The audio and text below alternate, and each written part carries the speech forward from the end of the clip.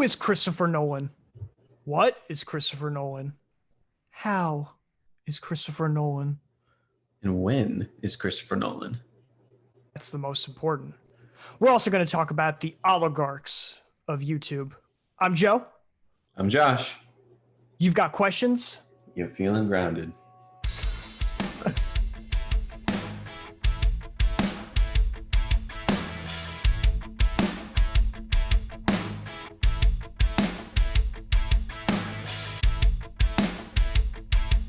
Welcome to Feeling Grounded with your hosts, Josh and Joe. I'm just going to eat this yogurt. Thinking about this ASMR thing we've talked about multiple times, I can hear, I don't know if anybody's done ASMR with yogurt before. How do you think that would turn out? Awful. I think maybe somebody would really like it, but I'm not really into that. After all the times of making fun of ASMR or even doing it on this podcast, I think it would be weird. I think most ASMR things are weird. That's why I did the boyfriend ASMR thing, because it was hilarious. And weird. Also I got you this yogurt. Yeah. Oh boy. But I bought it for at Target. You don't like Target? You like No, I'm a Walmart guy. Have you ever heard of those like famous first dates? You get Chinese and then go to Walmart. Famous first date? I've never heard this before. You ever heard of that? Tell me. It's like a redneck date where you get your truck, you drive, pick up your loved one, beloved, and then hang out in the Walmart parking lot. Get Chinese. I've heard that that Walmart is white trash Mordor. Accurate. Have you heard the Walmart bingo? No, what's that? It's good. It's a game that you play with bingo, and it's just like the most random things on it. You pull it up sometime. We can let me take a look at this. So yeah, Walmart bingo. It has like a box of like a bunch of random stuff. Oh, look at this. Okay, so women wearing pajamas. Kid riding bike. Person buying the beer and diapers. Man sporting a rat tail, always a plus. Pregnant girl with tramp stamp. Wolf boy, body odor. What does wolf boy mean? It's a hairy kid. Hairy kid, okay. Body odor, well, that's just a given there. Homeless person acting as a greeter. Ouch. White girl with 3+ multiracial kids. Okay. Man with vomit on his shirt. Mm-hmm. And last one, person with an eye patch. Though I have never seen this, so I'm sure they have multiple of these. That's really interesting. I've probably seen half of that list. How are you able to play Walmart bingo? Are you just like supposed to carry it and then just put your bingo chips? You just carry it. You can check it off or fill it in while you're trying to buy all of those half-priced items. Yeah, poorly priced. I think everything I've ever gotten from Walmart immediately broke as soon as I took it home. Because that was the thing. Like, it's just cheap. It's garbage. That's why it's so cheap, because everything is not good. I got one of those, like, what they call pop. You put it on the back of your phone, and then you stick it on. Oh yeah, Kardashian, the pop magnets or whatever. Where you stick them. to prop up your phone. Yeah. So I got one. And it immediately broke. I took it out of the package. I stuck it on the thing, and put it on, and then it just broke in half. I just wasted like $11.73 for this. Like, good stuff. Well, anyways, what are you gonna say? I was just gonna say it's all from China, correct? Sweatshops that. They force children to. Yeah, it's like. When's the last time you went to Walmart? When's the last time you went? Oh man, it's been a while. I have to admit. Probably, I went on a trip. Let me think. It might have been for my brother's bachelor party.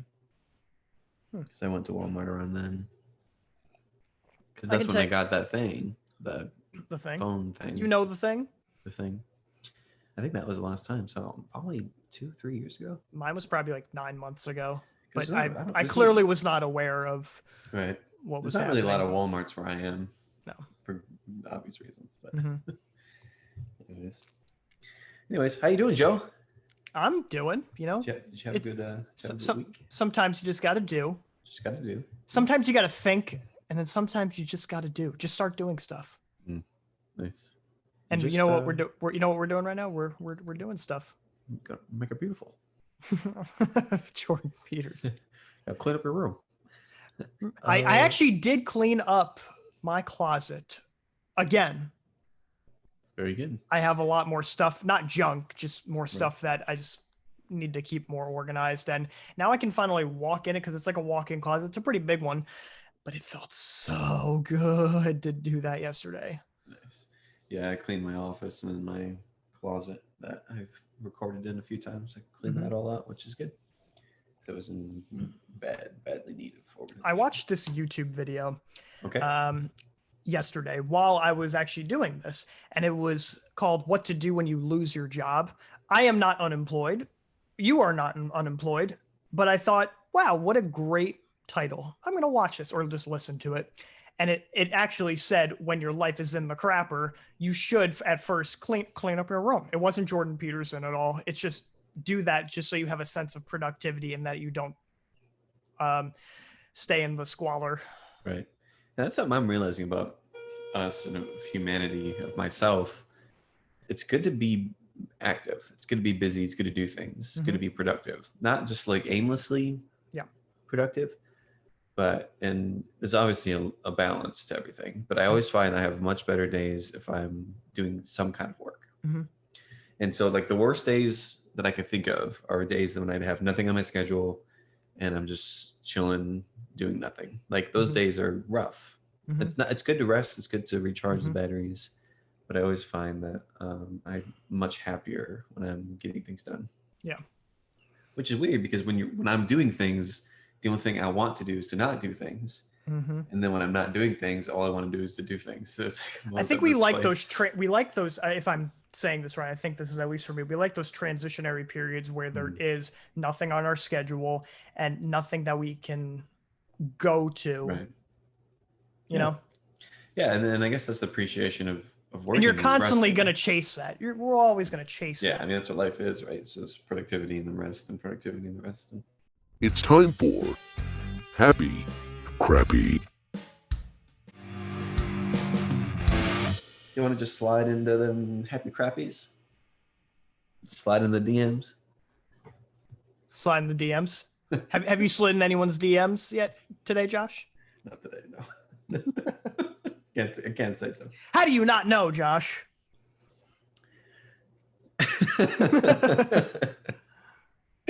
All right.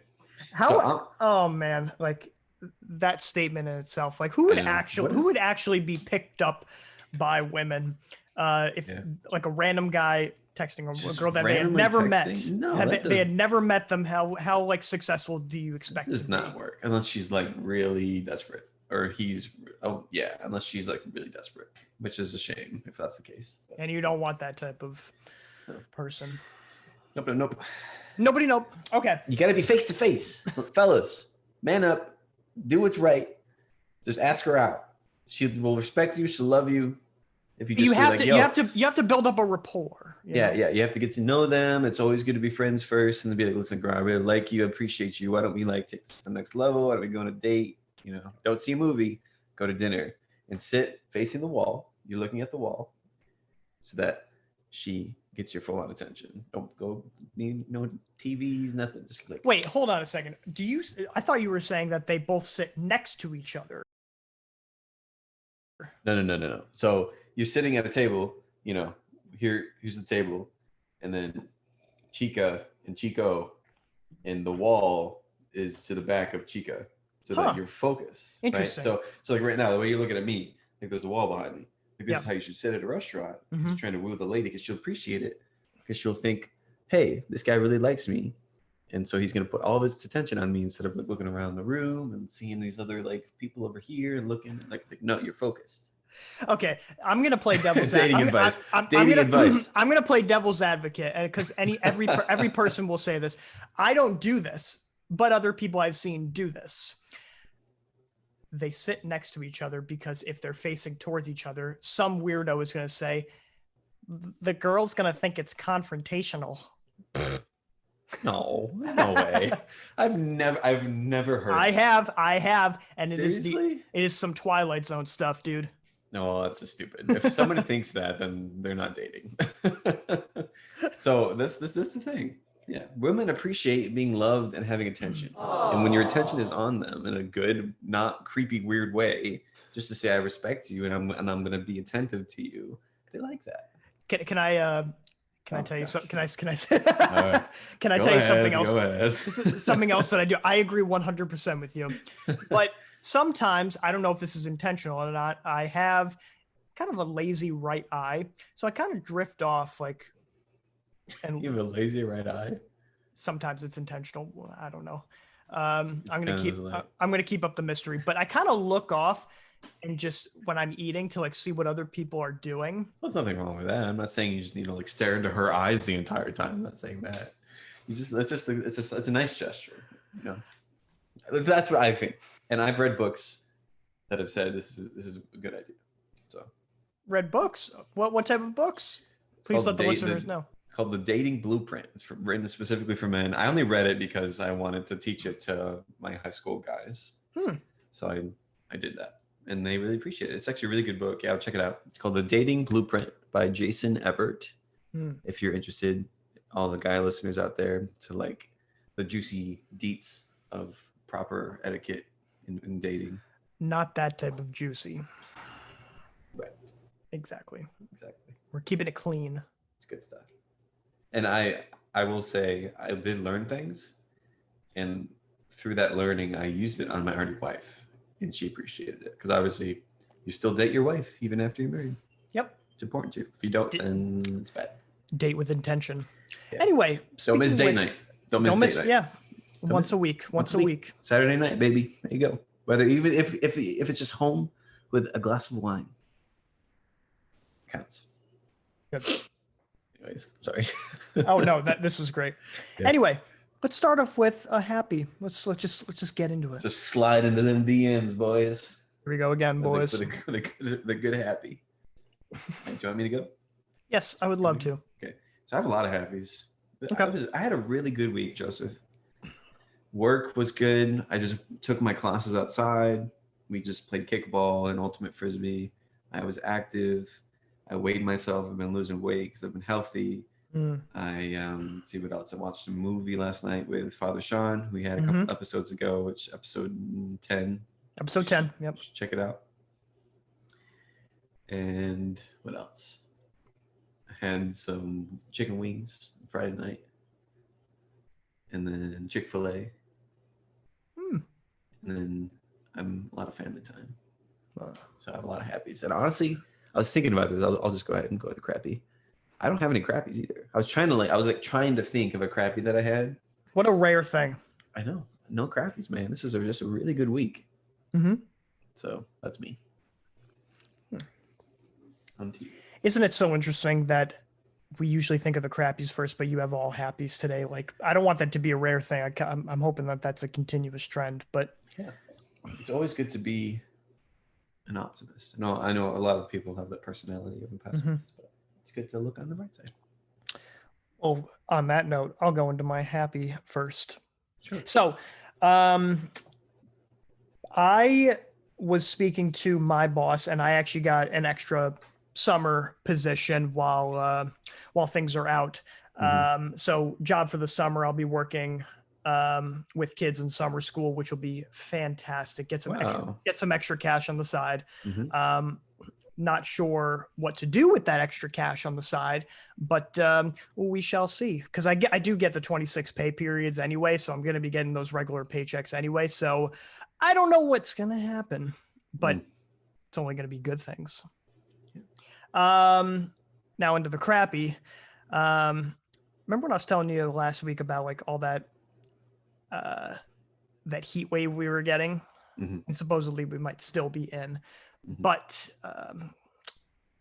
my AC, I think it was broken.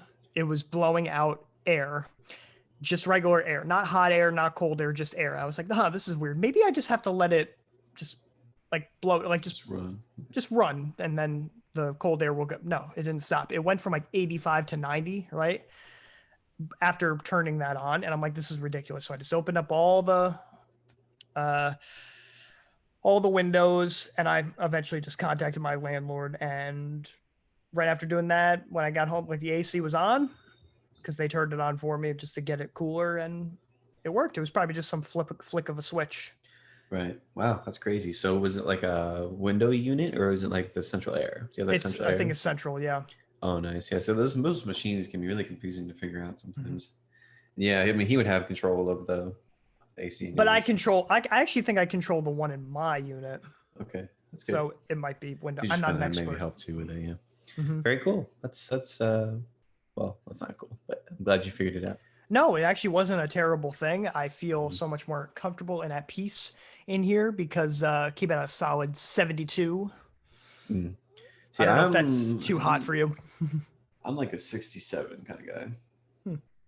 No, I would do maybe like 71 in the whole house because it's hard to cool down a whole house to like 67. But my bedroom is usually like 65 because I didn't read.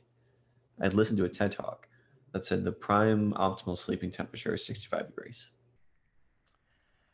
I've been doing because what it does is my life is it cools down your body to the point where your body's like, okay, it's time to sleep now. Because naturally it's harder to sleep in heat. Now I know obviously everyone's different, everyone has different temperature likings and blah blah blah.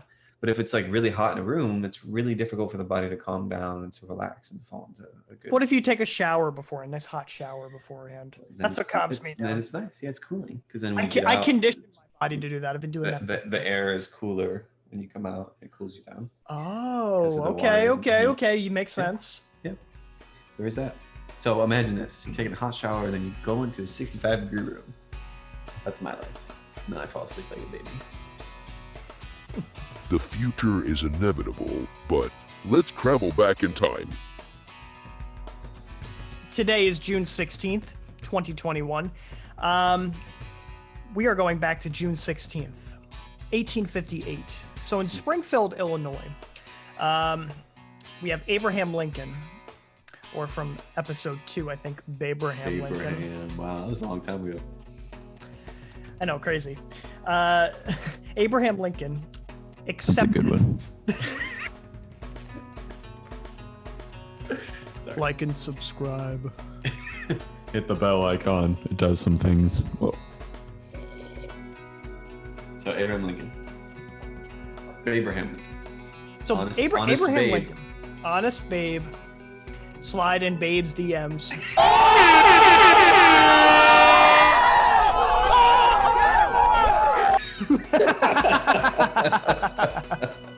I wish you were here. I'd high five you right now. And then the air horn. You know I'm doing that. All right, so Abraham Lincoln accepted the Illinois Republican Party's nomination for U.S. Senate. So not president. This is 1858, not 1860. So Abe Lincoln said the slavery issue had to be resolved. Of course, that was one of the things he was mostly remembered for. So he declared on this day in his speech, "A house divided against itself cannot stand." One of the most memorable quotes I think ever for a president. A house divided against itself cannot stand. What do you think, Josh? Look at us today. That's all I can say. More on that later. Yeah, more on that later. So his speech was obviously talking about slavery, right? Yeah. He was one of the greatest men that I think has ever been in the public eye. Yes. He's up there with George Washington. He's up there with like the legends. Like he truly is. And I understand, like, because that's what history remembers. And everyone knows we revere him because of all that he did. Because he just appreciates humanity to the core, trying to get rid of, the Civil War and all the stuff with emancipating the slaves, African Americans at the time. Like he just knew the value of the human life. Yes, and he got it to a T. To give a little historical context, he previously was particularly disturbed by the Dred Scott case and the decision based on that case. And the quote, "A house divided," he's actually paraphrasing Jesus in Matthew 12:25. Yep. He said, "Every kingdom, I believe, divided against itself is brought to desolation, and every city or every house divided against itself shall not stand." Crazy. It's definitely Christian elements in that next speech. And so slavery will ultimately, Lincoln said, be universally accepted, or it's going to be universally declined, because you can't have one or the you had to have one or the other. And then 2.5 years later, South Carolina secedes from the Union. You know, Abe Lincoln lost this this Senate running to Stephen Douglas, but it put him in the public eye for what would come. Yeah, exactly. And then we know the story from there, right? But yeah, no, it's legendary. Did you know that Abraham Lincoln was a wrestler? Ever hear that fact? So he was like a legendary wrestler when he was younger, when he was like a late adolescent. Huh. He apparently he was like undefeated. He like had like a 200-0 like record. Was he ever like jacked, or was always scrawny like he was? Like, yeah, scrawny but strong still. Okay. Yeah. Sometimes the bony people are always like, they can pack a really serious punch because it's not flesh that's really the packing the punch, it's the bones. Well, that's that whole thing, right? That's not about the size of the dog in the fight. It's about the size of the fight in the dog. Never heard that expression? No, I've never heard that before, but I'm going to start using that. Yeah, it's pretty good. I'm going to look this up just to make sure that I was right. I'm pretty sure. I saw it on a meme, so you can never, I don't know to trust memes or not. Well, everything on the internet is true. Well, clearly. And yeah. Abraham Lincoln, as a 21-year-old in 1830, was the wrestling champion of his county in Illinois. At this time, while working at a store in New Salem, Illinois, Lincoln had a famous bout with Jack Armstrong, also a county wrestling champion. Yeah, so he was a wrestler. Did he lose any fight? Let's see. I don't know. I don't take too much time. Let's just say no. Yeah, you know, I'm gonna say he was undefeated. He won the fight against slavery. He was undefeated in my heart. Got to give it to him. Yeah, exactly. Okay. All right. So mine, June 16th, 1960. So this is a movie we've discussed a little bit in the past when we talked about Vertigo. Yes, Hitchcock. Yeah, Hitchcock, right? So Alfred Hitchcock, 1960, June 16th, dropped Psycho. It hit theaters in New York City. Opened in New York City on this day. And of course, Psycho is, cinema changing. It changed everything because of the cinematography, changed everything because of the orchestration, the music, just the thrilling things. It was like the first for a lot, for like thrillers, for seeing a toilet for the first time, for having a woman stabbed in a shower. The shower, yeah. Time. Yeah, like that was all new. Like that's never happened before. An ending twist of I'm not going to spoil it, but the ending twist of having your, even though we're going to spoil like our next big thing later, this means more to us, this movie. But crazy stuff. Yeah, and it just changed everything. And Alfred Hitchcock he's such a legend. He did so much good for movies and cinema at the time. Running all these new tropes, these new ways of directing, and you get it. Did you know that he was afraid of belly buttons?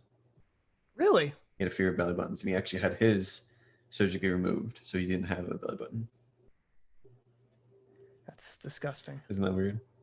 They could do that in the I guess 50s and 60s. Wow. Yeah. Well, I don't know when he died. He might have done it later in life. He did it later in life? Might have, yeah. He was pretty old in the 60s anyway. Okay. Did you know, before we go into next stuff, that Psycho is actually remade? Yeah, with Vince Vaughn, right? Yeah, they apparently... It was a shot for shot. It was in color this time. Vince Vaughn was Norman Bates.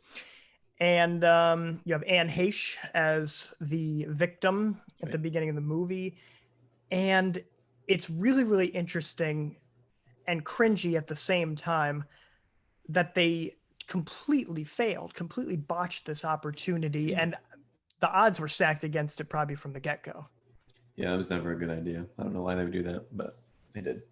I remember as a young child, I was probably 3 or 4. Mhm. This is one of those like first memory things that I have. My parents were watching it. The remake? Yeah, the remake. And I remember being in a different room, but I was sneaking and like peeking around the corner. And I remember seeing the drain with all the blood going down the drain that it like Oh. shoots at the very end, you know, the end of Mhm, that mhm. scene. And I remember vividly seeing that. And then that kind of stuck with me. I remember, I don't know if I was afraid or, but fun fact. It's like one of the first memories that I have. We don't have to go into the whole thing about remakes, but apparently they made a new one, Steven Spielberg, and everyone's just like singing his praises, even though it's a remake of West Side Story. Okay. I mean, it seems interesting, and I love West Side Story. I grew up with that movie. They'll might change like a few things, but it just Yeah, I could see that being okay, I think, because the original I don't think really aged that well. if I'm oh, being I love that. honest. It You like it? ages well. Yeah, You think so? it's a classic. See, I watched it later in life. I watched it like I don't know, maybe 5 years ago, Hmm. and yeah, I'm like I like musicals, and then I don't like them. Yeah, You know what I mean? Yeah. So I really like the good ones, and then I just don't really appreciate anything else. what defines the good ones? Singing For in the Rain, examples. Singing in the Rain. Okay. Fiddler on the Roof. You get like the Bing Crosby ones. Okay. I really like. Yeah, that's pretty much it. That's like all that I really So like. those ones have aged well. Oklahoma's good. Oh, I've never seen Oklahoma. Yeah, Gordon McRae is probably one of the greatest singers of all time. Mm-hmm. Have you ever heard Gordon McRae sing? No. Okay, we're gonna change that eventually. He's probably my favorite. Well, I like Bing. I like classic singers. What about Les Miserables? Blah, blah, blah, No, blah. I hate it. Okay, I to this day do not understand that. Yeah, I know. I know the historical context for it, but I don't have the patience for it. I appreciate the redemption at the end. Mhm. I will say that. What I don't like is how every single person dies and offs themselves. Like, this is so stupid. Like, how am I supposed to appreciate this work if everyone is just like, oh, he's dead, he's dead, he's dead. Like, I really don't like it. And that's the thing. My wife and her family was like, you need to watch this, Josh. You're going to love it. You're going to love the music. You're going to appreciate it so much. And the whole time I was just like, I was watching it. I just did not like it. And they were so upset that I didn't like it. I don't know if I'm incredibly accurate with this, but in the late 90s, Liam Neeson, there was a Les Mis, I think without music. So just the acting parts. I think so. Just not musical, just regular movie-esque kind of thing. Yeah. Or play, maybe. And it was a legit movie. I don't know if I probably would have liked it better without music. I think everyone would hate me for saying that, but I love Liam Neeson. I'd be all over that. Yeah, he's a national treasure. Might need to cut that all out. None of the hate that we'll receive knowing that I'm a Les Mis hater. I'm gonna keep it, Josh. Getting edgy these days. Entertainment. Where's the entertainment, guys? What we are going to talk about now is Christopher Nolan's Tenet. This came out, actually it was filmed even more so than a year ago by this point, but it was released just about a year ago. I saw it in theaters. I did not. I wish I did. So what's the reason that we brought this up for today, Josh? I saw it yesterday. Huh. Last night. And I really appreciate it. I want to talk about it because it is one of those films that is mind-bending and it's just good to just discuss. Hash it out. Yeah, exactly. So that's what we're going to do. So just for everyone listening, skip ahead like, I don't know, 10 minutes or so because it'll be spoilers. We're going to I just want to talk about the whole movie. So I'm going to break everything down and we'll see what happens. So I'm just going to say right off the bat, I loved this movie. I really, really liked it. I thought the acting was great. I thought the plot was just literally the most creative thing I have ever could never imagine. Like, Mm-hmm. you know what I mean? That's what I love about Christopher Nolan is his thing is time. He always does stuff with time, and I really appreciate that.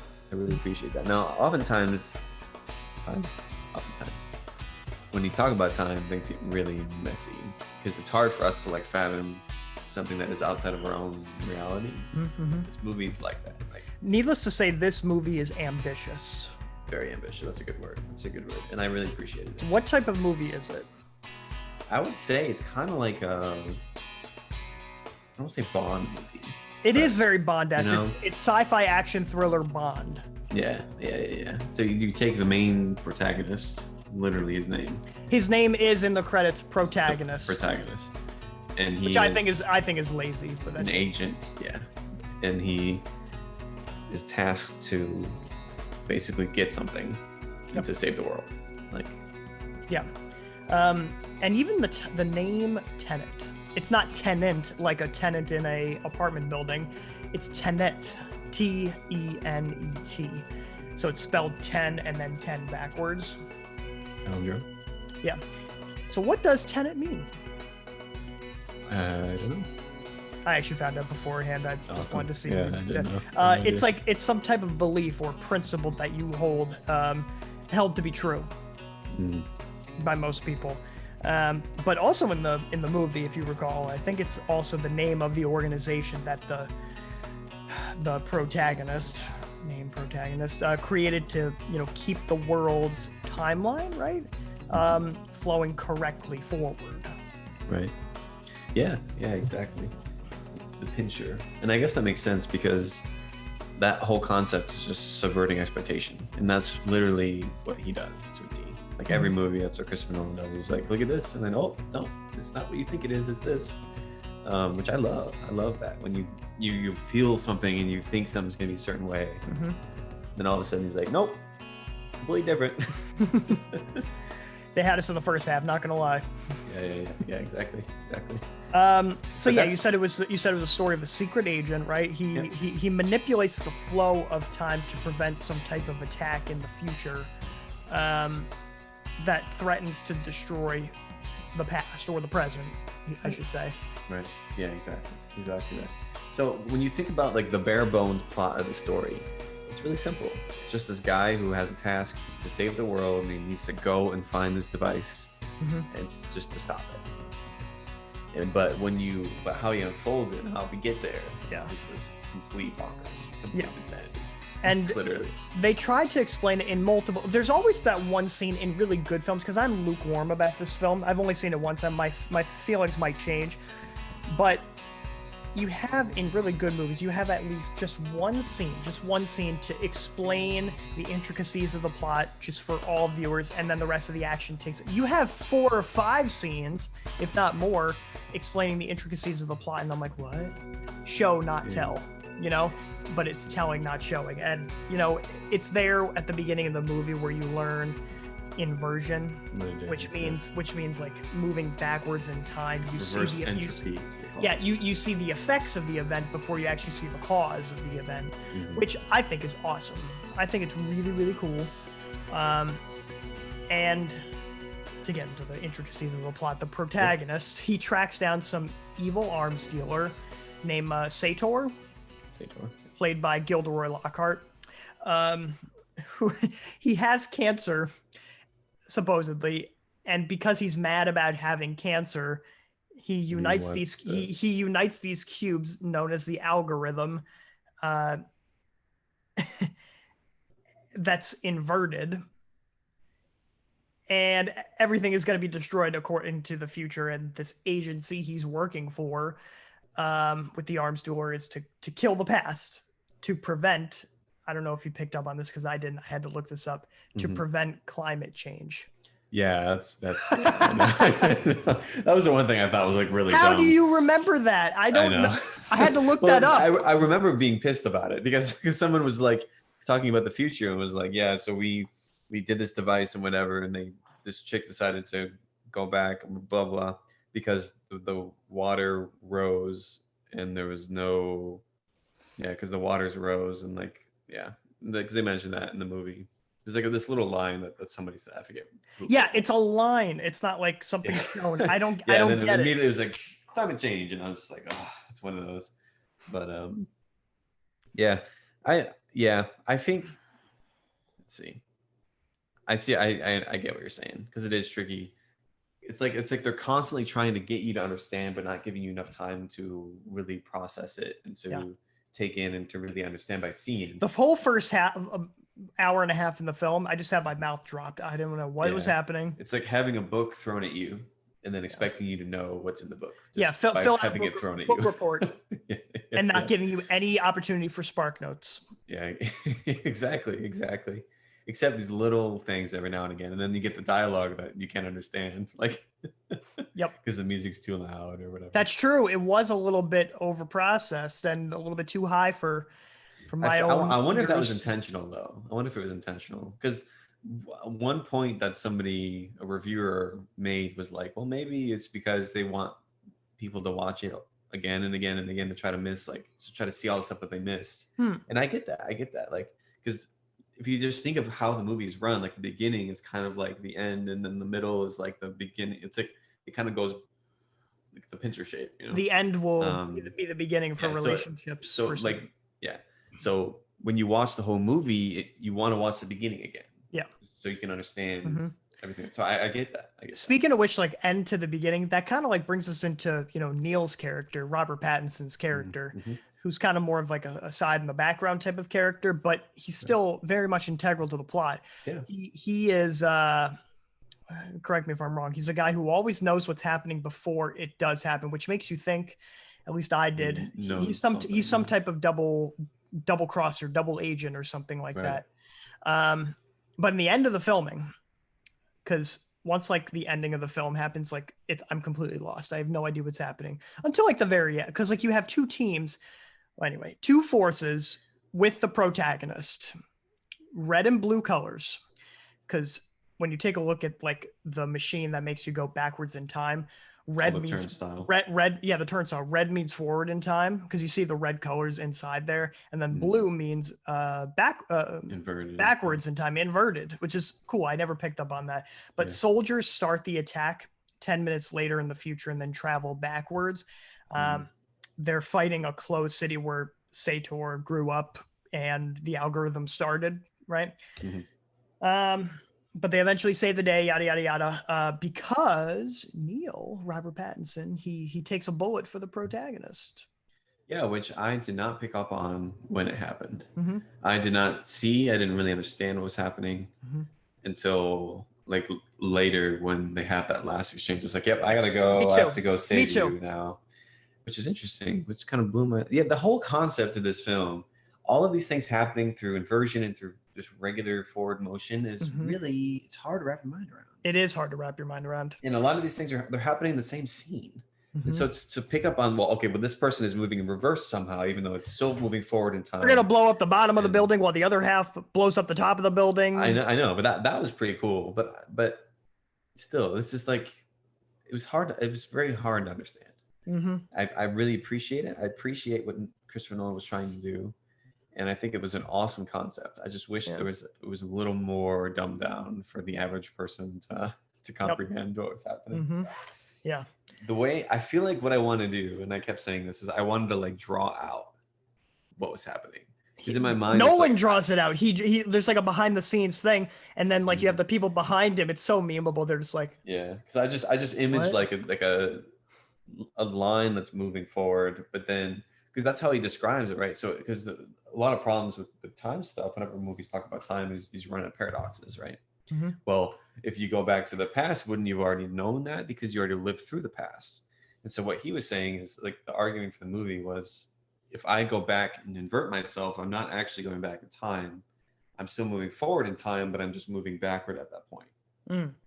So it's confusing. So like, for example, if he were to go back, like he does in the film, to go back a week. Yep. He still has to wait a week. You still age a week from going backwards a week. So it's not like you go back to when you were a week younger. You actually take the time to go back. So that was the way, because then he creates a new future through that action of moving inverting and then going forward again. Yep. And so that's how he gets out of that paradox concept. So you kind of can think of it like as like multiple universes. Yep. Yeah. Anyways, I like it. I wish it was easier to comprehend and to understand in the moment, especially. Yep. Instead of having to like read up on it. And That's what I did. yeah. But Neil's involvement is obviously the thing that I'm most angry about because it's convoluted. But the point is he dies by inverting himself so the protagonist could recruit him in the future for Tenet. But there are some themes that a lot of people can, hone in on, such as finding your purpose, because the protagonist had no purpose at the beginning. And then because we didn't even mention the wife of Sator, the very abnormally tall woman.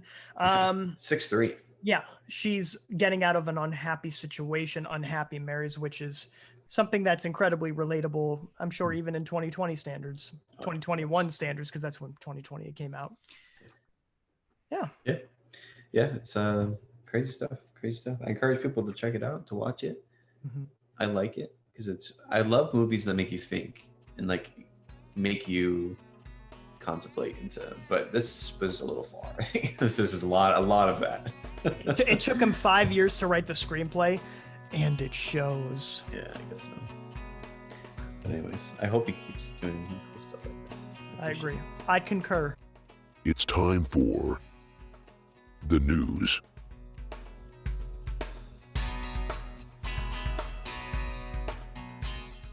Republican U.S. Senator Ron Johnson suspended from YouTube for COVID misinformation. This has been that's been a big theme in these last few years. Suspending people for thoughts, just because people, whether they be wrong or not. I'm curious. Yeah, just because people think differently than them. It's a shame. We're seeing censorship like crazy amongst big tech. You think Google, Amazon, YouTube, like all those people that are kind of enveloping Disney.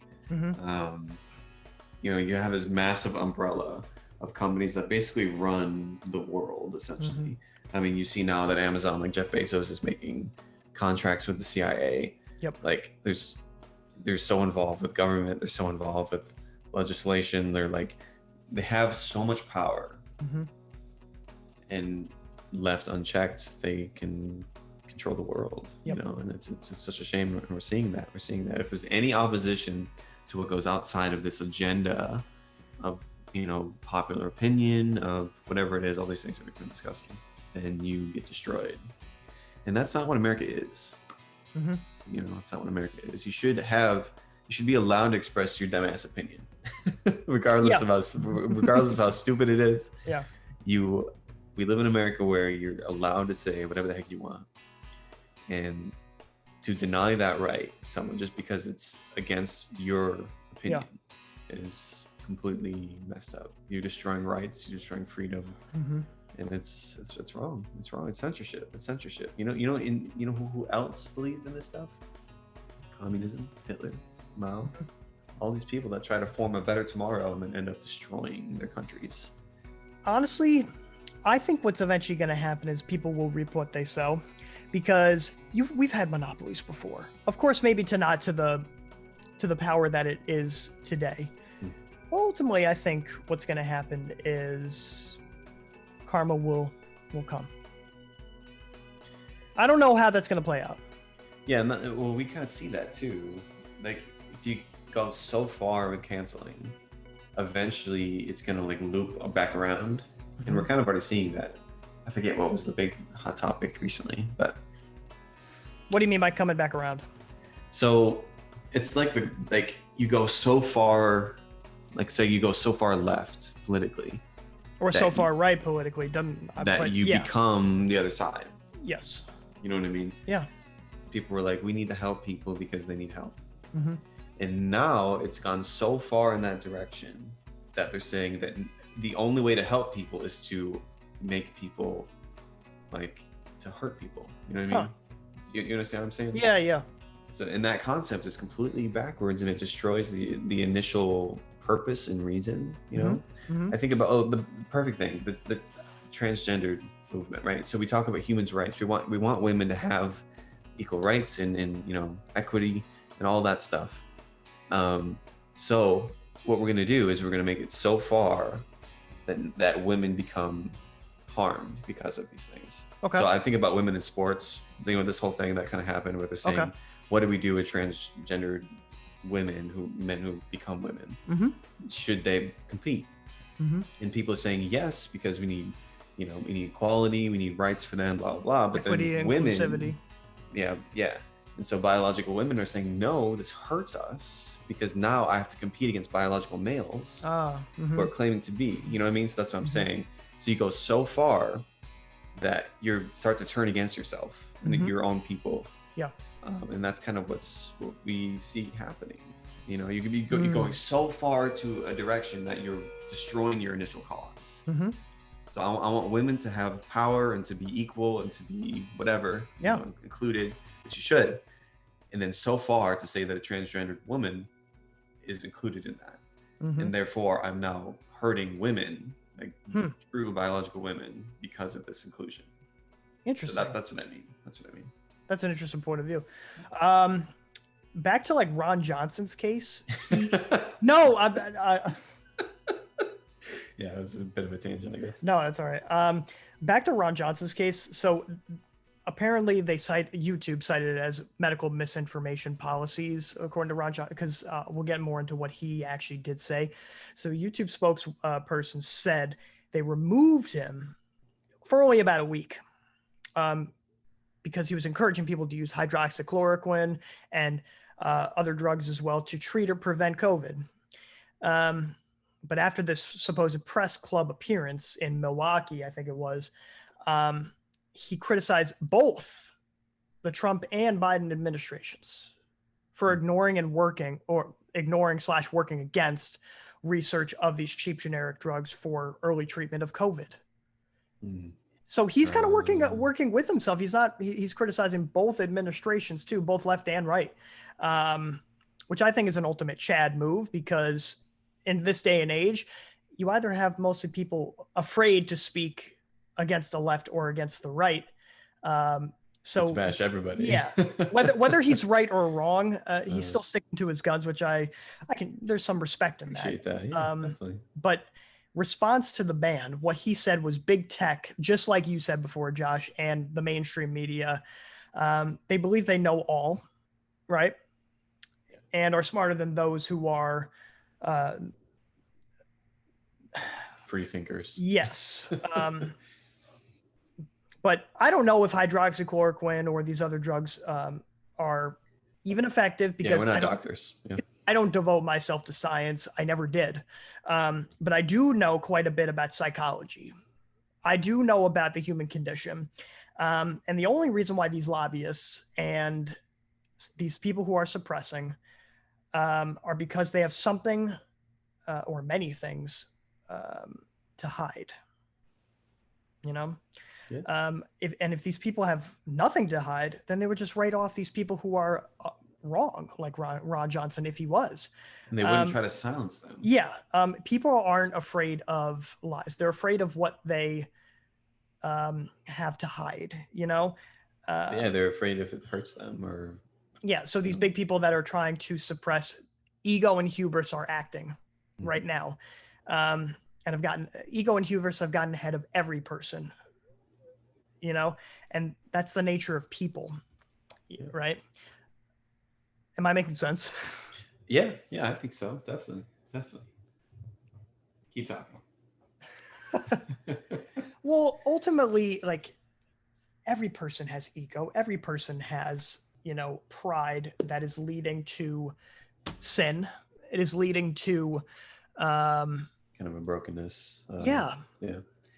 And so, yeah, I agree. Yeah, that's pretty clear. I think when we recognize that and address that, realizing that there's more to humanity than what I think things should be, and to recognize, for me, is freedom is everything. Like I should be able to do not as I please, but in recognition of what's best for me and for humanity.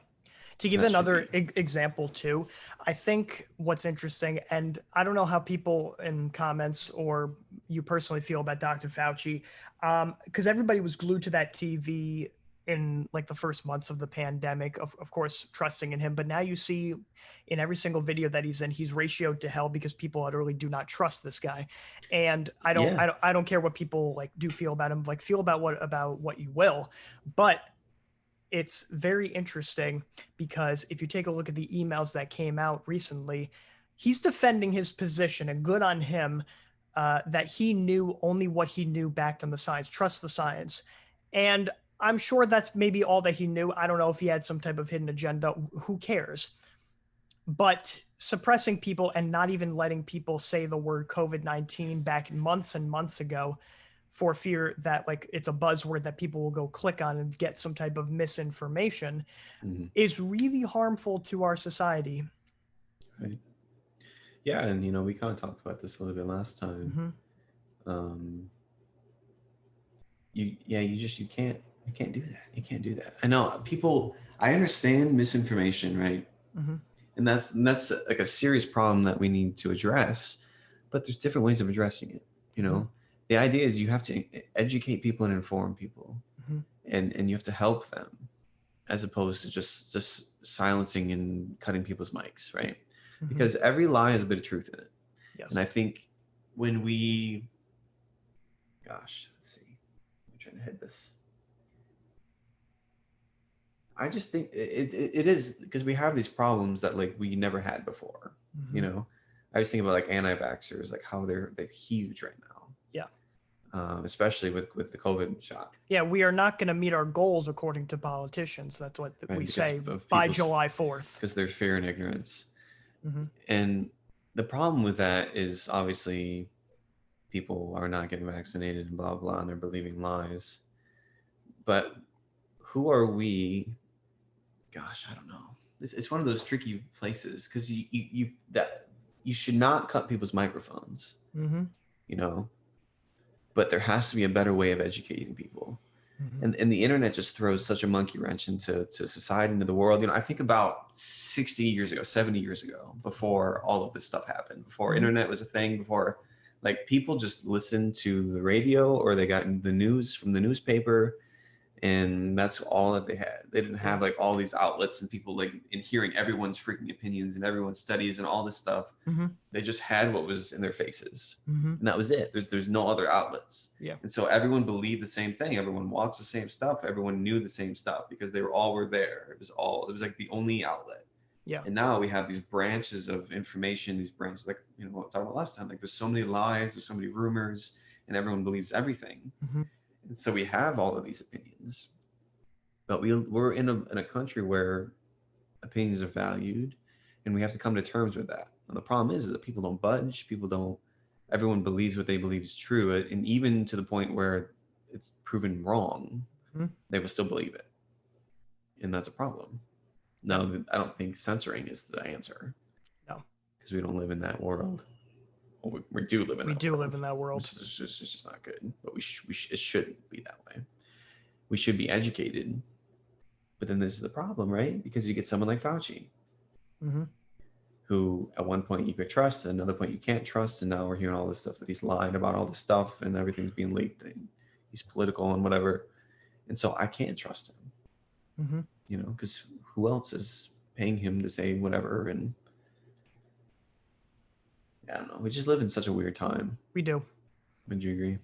Yeah, these are historical times. Yeah. And is this making sense? Like, what is your take on all this? Like how do we know what to believe? I don't know if I can trust him or not. I listened to his interview recently, and he defended his position that he knew what he knew at the time about not masking and then coming to masking and double mask. That's just one example. He knew what he knew at the time. It's a very difficult position because you're only seeing what he is saying. People only people only believe what they project out. Right, exactly. Yeah. It's tough, man. It's tough because we live in such a time when there's like so much information that it's just so like, what do we do as humanity when the media that we're consuming is not like, I'm trying to formulate the thought here. I can't get it out. It's like we as humans. So, okay. When I have an opinion, it's because I feel as though I was well informed enough from something that I have the knowledge that I can hopefully defend my arguments in the way that I feel about something. Yep. And then I have that and I stick with it. Right. So just anything. The grass is green. Why is the grass green? Because I see it. I know that the grass is green. I hear that the grass is green from other people who tell me the grass is green. I read about it in books. I can learn about the color spectrum. I know that the grass is green. And then all of a sudden someone comes along and says, no, it's not. It's not green. It's something else. And this is there any hint of doubt in your mind? Well, no. Okay. Right? Because I believe that the grass is green.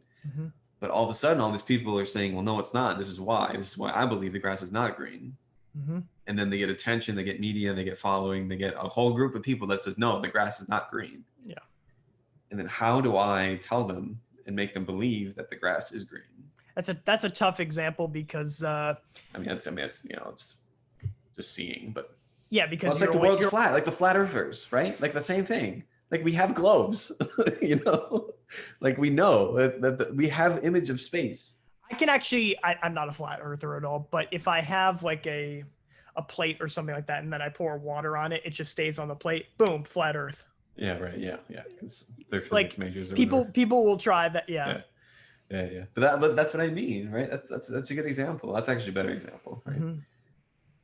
So then you get this group that says that the Earth is flat. You get this group that says no, dingus, it's round. It's a planet, whatever.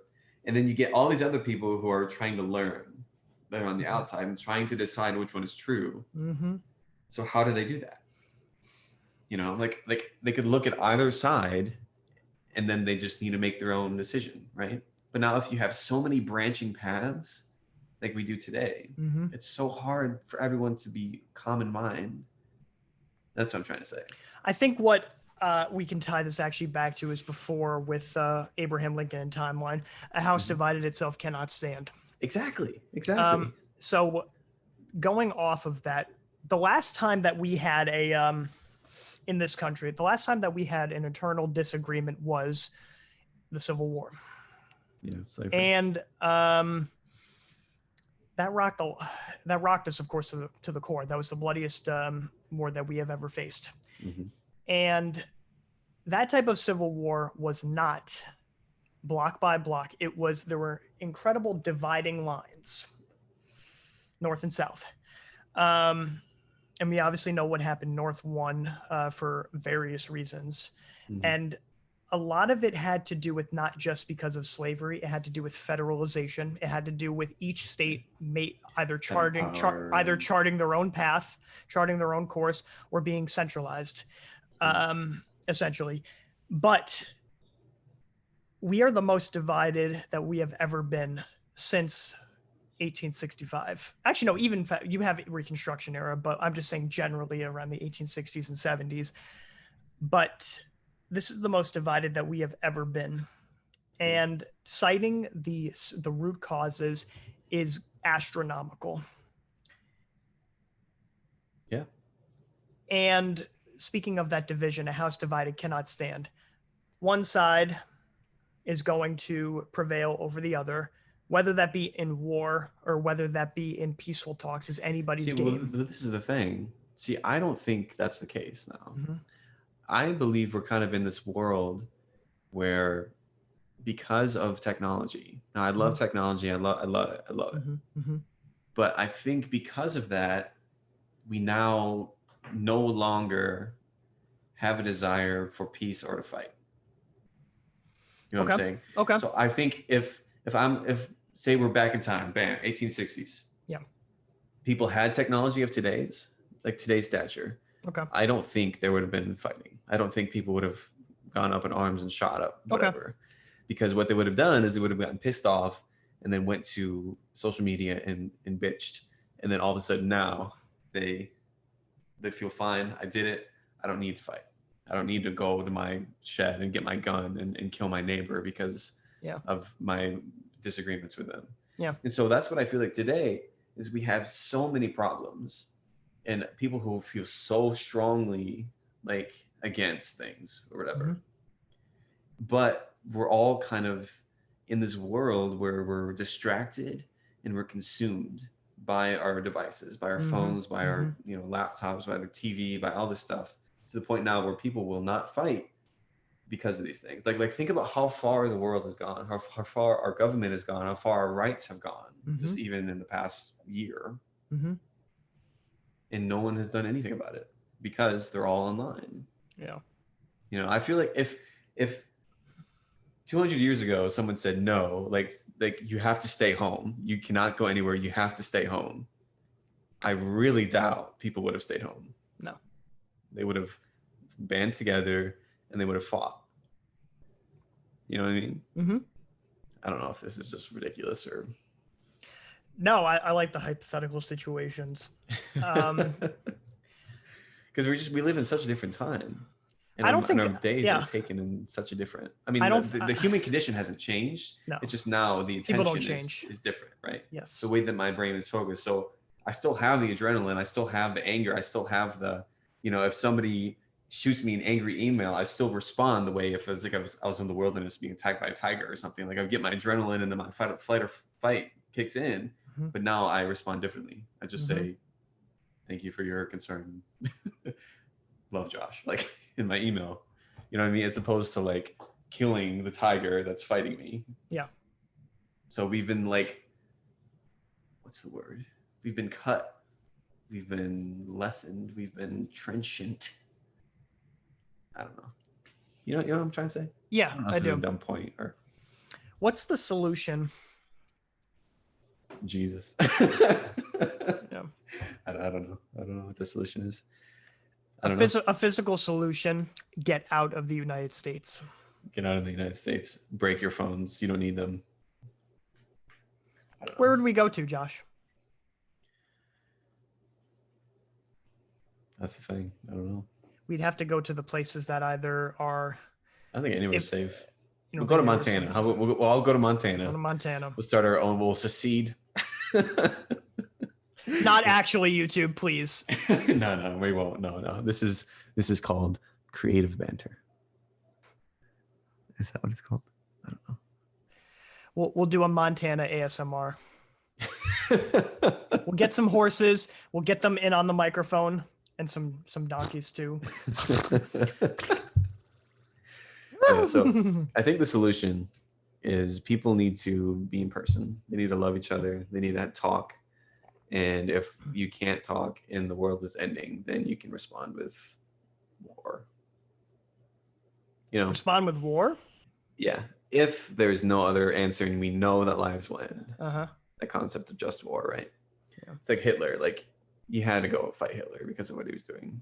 Mm-hmm. Like you have to stop him physically. Because if speaking doesn't work, if peace agreements don't work, if whatever, like you just gotta fight him. Mm-hmm. To save lives, like if it's worth it. Mm-hmm.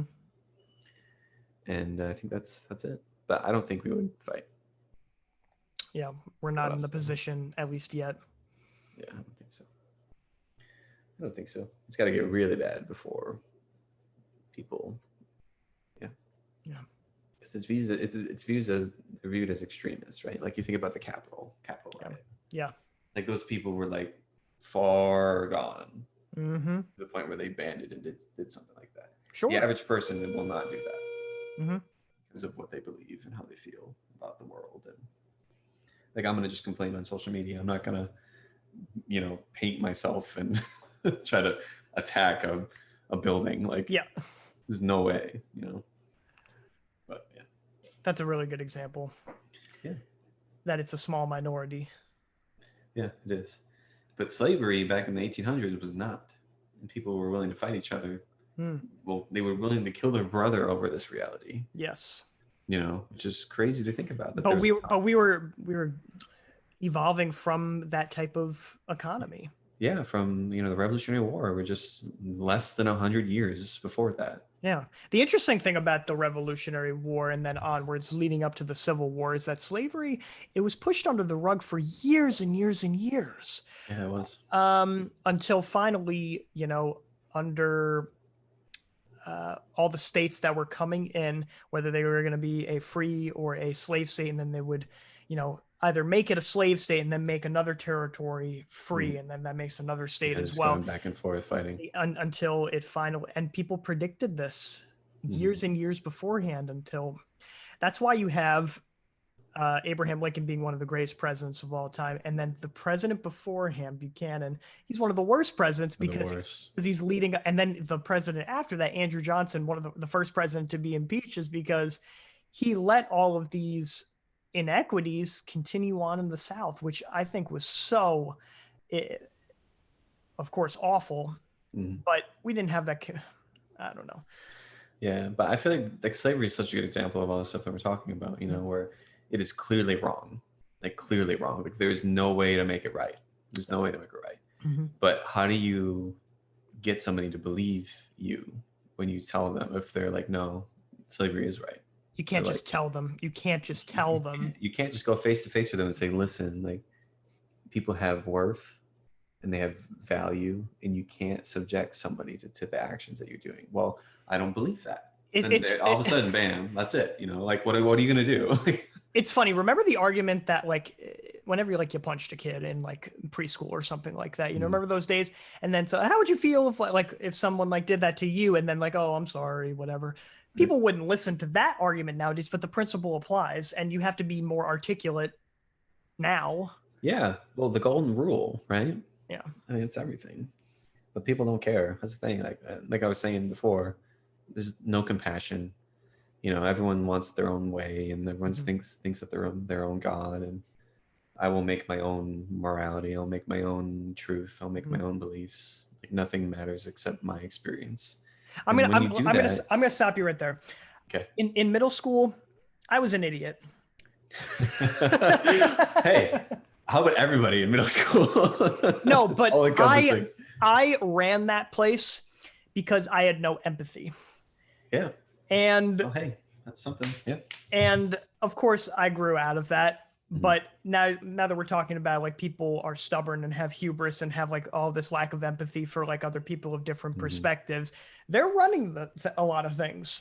Yeah, they are. So the whole the concept of you do you, relativism, is the beginning of the end. As soon as that kind of became popular to say, hey, it's your opinion, it's your thought, it's your belief, it's your truth. As soon as we have that, we have the end of everything that we know. And everything objective. Yes. Everything objective. Yeah. Okay. That's what I mean. Well, even subjective, because then it doesn't matter, because there is no truth, because who cares? And then you get apathy. And then as soon as you get apathy, you have what we have today, which no one gives a rip about anything. Every single day there's a shooting and no one gives a crap, and it's a shame because of this world that we live in. Well, you do you. It's fine. I don't care. I don't need to I don't need to subject my opinions upon you. I don't need to make you believe in truth. I don't make, you do whatever the heck you want to do. And then we wonder why everyone's just falling apart. Yeah. So, yeah, there we go. Another good discussion, Joe. Very fruitful. So what's the how do we end censorship, Joe? give me the answer in 4 words or less. How do we fix the world? This phone, goodbye now. Love it. Goodbye is one word. Yeah, I'm such a big believer in we need to just destroy our phones. I think they cause so much problems. And I mean, there's a lot of good too, because obviously communication is important, but the stuff that I can do on here, I can literally destroy the world with this. If I wanted to, my own world, my experiences, I can destroy. It's Joe. I can destroy my marriage. I can destroy my humanity. I can destroy my friends, my family, all of this. And if I didn't have it, I would have to use my words, which is much harder to do. Good point. My actions. Of course, that might not be the only solution, but if you guys have a solution, please leave it in the comments. So what we want you guys all to do right now, like the video, subscribe to Feeling Grounded Podcast, follow us on Instagram at Feeling Grounded Podcast, check us out on other mediums such as Spotify, Audible, Amazon Music. Check us out. there is a link in our bio on Instagram of all the other mediums that we have, including we have a new announcement. Already said on Instagram, but what we want you guys all to do right now is check us out on Apple Music. So we are expanding, people. We told you that it would happen, and it has. Check us out also on Patreon for only $3 a month to see exclusive content. We would love you guys to check all that stuff out. Yeah, I really appreciate it. We enjoy putting it on there and putting extra content and just being here and talking with each other, me and Josh, and including guests in when we can. Yeah, and then leave comments, leave questions. I want a discussion in these comments. I want, like, if you disagree with me, if you think I'm an idiot for saying all the things that I said, tell me. Let me know. I would love to keep this going, because that's how we change humanity, is by discussion. Thoughtful, compassionate words. It's all about it. If you have questions, you're feeling grounded. Exactly. But what we want you guys also to do, speaking of feeling grounded, we want to reveal to you guys our new logo. You've probably already seen it as well. One of our college friends, Zach, he will put it in the comments as well in the description of his business. But check him out. He's an old college friend of ours, and we've worked with him on multiple occasions. But yeah, he was able to do that for us. So thank you, shout out Zach. We can't wait to have you on the show.